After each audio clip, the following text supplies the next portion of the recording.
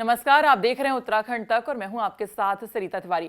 पूरा भारत देश जब कार्तिक मास की अमावस्या को दीपावली का जश्न मना रहा होता है, तब टिहरी गढ़वाल के थाती बूढ़ा केदारपट्टी और टिहरी जिले के जौनसार बावड़ क्षेत्र के लोग इन दिनों बाकी दिनों की तरह ही अपने काम धंधों में सामान्य दिनों की तरह लगे रहते हैं।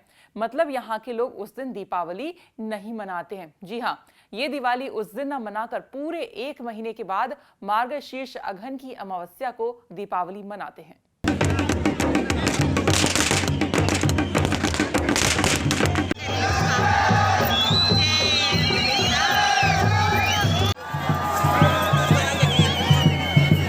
कई क्षेत्रों में इस दीपावली को देवलांग के नाम से भी जाना जाता है। ये उत्सव 3 से 4 दिन तक चलता है।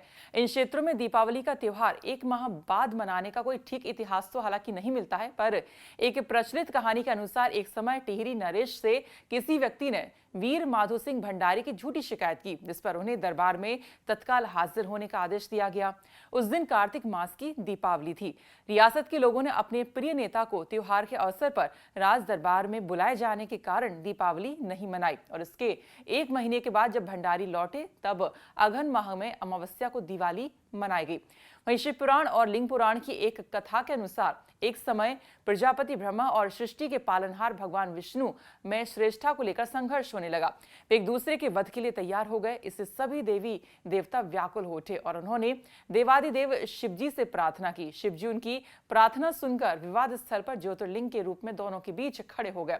उस समय आकाशवाणी हुई कि दोनों में से जो इस ज्योतिर्लिंग के आदि और अंत का पता लगा लेगा वही श्रेष्ठ होगा। ब्रह्मा जी ऊपर को उड़े और विष्णु जी नीचे की ओर गए। कई सालों के बाद वे दोनों खोज करते रहे, लेकिन अंत में जहां से निकले थे वहीं पर पहुंच गए। तब दोनों देवताओं ने माना कि कोई उनसे भी श्रेष्ठ है और वे उस समय ज्योतिर्मय स्तंभ को श्रेष्ठ मानने लगे। इन क्षेत्रों में महाभारत में पांडवों का विशेष प्रभाव है।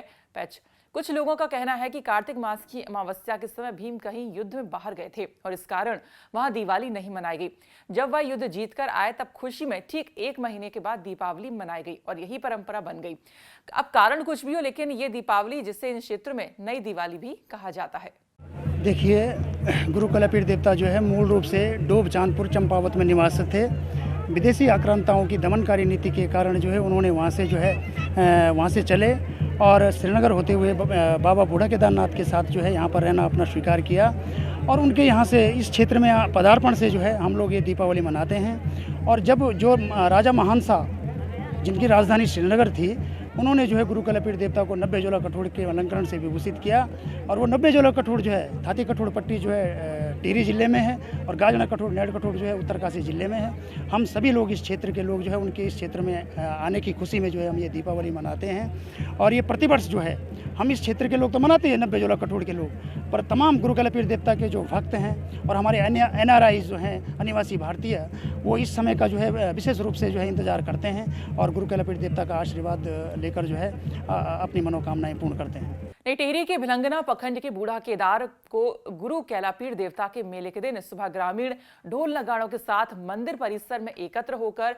इसके बाद देवी देवता की पूजा अर्चना होती है। इसके बाद ग्रामीण देवता के पशवा के मंदिर से बाहर आने का इंतजार करते हैं और फिर देवता की झंडी को मंदिर से बाहर निकाला जाता है। पुजारी देवता के पशवा को लेकर खेतों में जाते हैं, ग्रामीण उनके पीछे जाते हैं। अच्छी फसल और क्षेत्र की खुशहाली के लिए ग्रामीण देवता के पशवा के साथ खेतों में दौड़ लगाते हैं।